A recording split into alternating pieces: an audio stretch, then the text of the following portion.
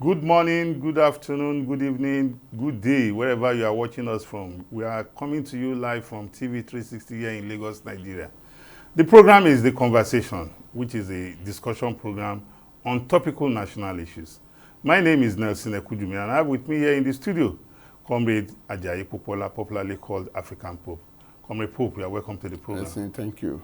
Yes, on this stanza of the program, top of the bill, we want to look at the EFCC versus Yahaya Bello saga. In the last couple of days, we have seen the EFCC and Yahaya Bello engage in verbal war over Yahaya Bello, the former governor of Kogi State, Yahaya Bello's refusal to turn up to honor invitation to explain account of his stewardship in Kogi State. The EFCC chairman was even forced early in the week, to come to the public space to reel out some of the things that Yahaya Bello did while in office, and even made it known that as the chairman, he gave him the honor of even calling him. And for some of us, we are worried that if somebody has held public office in trust, it behoves on you to be ready to give account at any time of the day, because that office, you have held it in trust on behalf of the people. There's no reason to play hanky-panky when you are asked to come and give account. As we speak, if we look at the law setting of the EFCC does not have the powers to convict. EFCC will only take its case to the court and will substantiate or provide evidence to convince the court. But if the court is unconvinced, we have seen cases where instances where EFCC has gone to court, and the court, at the end of the day, the suspects were allowed to go. Recently, Akpobolo, or what's the name of the former DG of Nimasa, the case was thrown out just this week. We're also aware that the former Attorney General of the Federation, Mohammed Adoke, his case was also thrown out for lack of evidence. So, if former Governor Yahaya Bello knows that his hands are clean, there's no reason for this hide and seek. The drama. It's a show of shame. You see, it's a pity that we have to get to this point, that the quality of people occupying public offices in Nigeria, and the case of Yahaya Bello is quite unfortunate. He happens to be the youngest governor. And these are the youths we were talking about. People are craving for, not too young to rule. Not too young to rule, allowing the younger people, to take charge, take responsibility. But yes, of course, we know that there are irresponsible youths. Just like there are irresponsible elders. Just like there are irresponsible elders as well. Yes. So, but the drama did not start today. Yes. The drama started with Abdul Rashid Bawa, former EFCC chairman. EFCC chairman. Yeah. And, Yahaya was in the office then. Yes. So he had immunity. He had immunity, one. Yeah. Then he used all resources, all available platform, whatever, to cast... With the war. No, to cast, EFCC in a bad light. Bad light, okay. Yes. To make it look as if it was being witch-hunted unnecessarily. Yeah. And you see using state resources and even state platforms, to defend himself.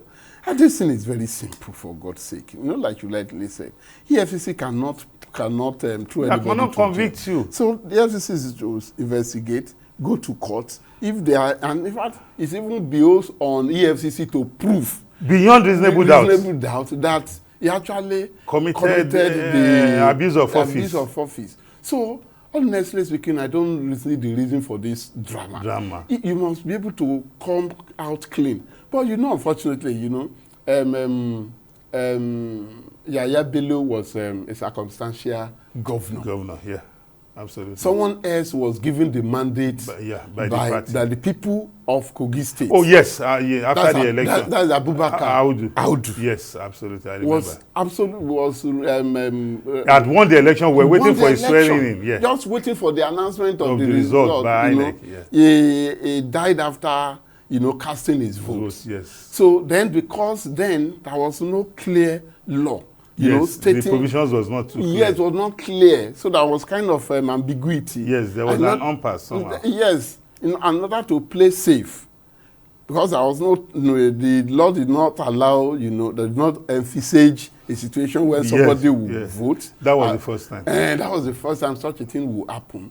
So in order to play safe, then the party now went for, the next person who caused the highest vote in the primary. Of course, if his party did not elect him, to represent the party, so which will say it was rejected by even the party. Then the people of Kogi State did not vote for him. Yeah, that was his first time. That was his first time. Then even his second time, it was ta-ta-ta-ta. Have you forgotten the I was there. I was. We were both in Kogi State as election INEC local observer. So he won the election through ta-ta-ta-ta. So it does mean that he was never a popular person within with the electorate. So now you are given the opportunity, the nature, fortune, smile on you. So you got what you didn't actually work for. Then you now misuse the office. That's the way I interpret this thing. Why is he running away? I don't think we should. If we say shameless, it's shameless. It's shameless. If not, what is it? What is it if not shameless? In fact, I would say, I'm very sorry to say, it's a crook. Because if you are well, I don't think you should be using that language. No, I'm very sorry. Because he has not been convicted. He has not been. Then what is he running for? Why is he running away? That is the question we must. What exactly is he running for? Why is he running away? Go and answer yes or no. You did this and let the court. Of course, he has hired lawyers. Yes.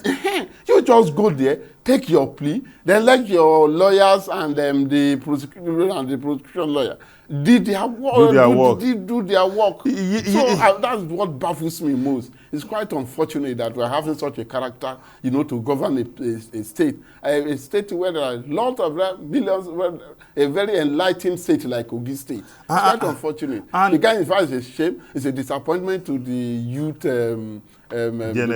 generation of this.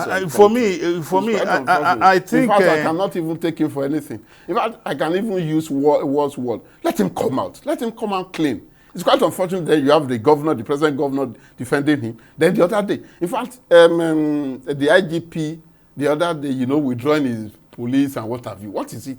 Is it not the police that should be giving the order to arrest him, to produce him?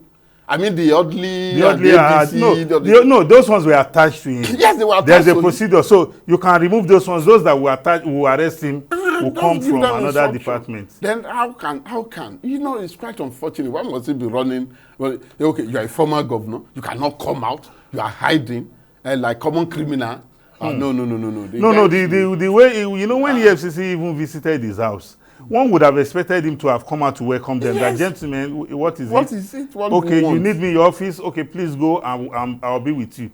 And he will honor it. And everybody will know. The former minister for aviation, Adi Sirika, went to EFCC office by himself. Yes, to honor their invitation. Yes, that here I am. I know all of them now. Even the former this humanitarian. Yes, Farouk Abi. This Abi, what's yes, that lady. Yes. Went there. Yes. So if your hands are clean. Even Oshokomole.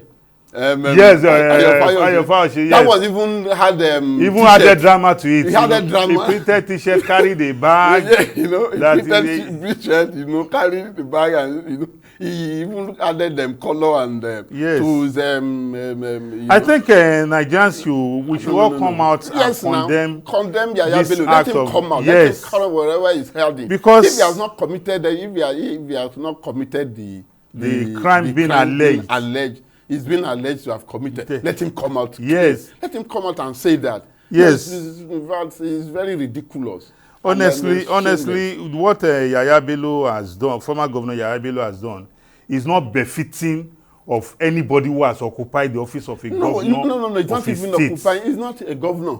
Any reasonable and a gentleman, any reasonable human being. The law is there, and the state agencies are there to question. This was a man who swore on oaths. Yes, to protect the law. And after office, you are refusing. No, that's me. This is not gentleman. This is not. This is non-executive. You remember when we went to Kogi for the last election? For the last, in 2023. Yes. No, the last election. The one that produced the Governor Osman Ododo. Yes, it's 2023. If you remember, we met which polling unit, the couple.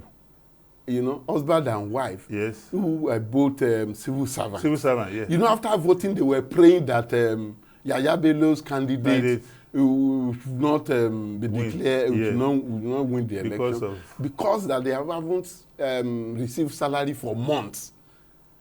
And this guy will come out to tell the whole world that he was not owing anybody.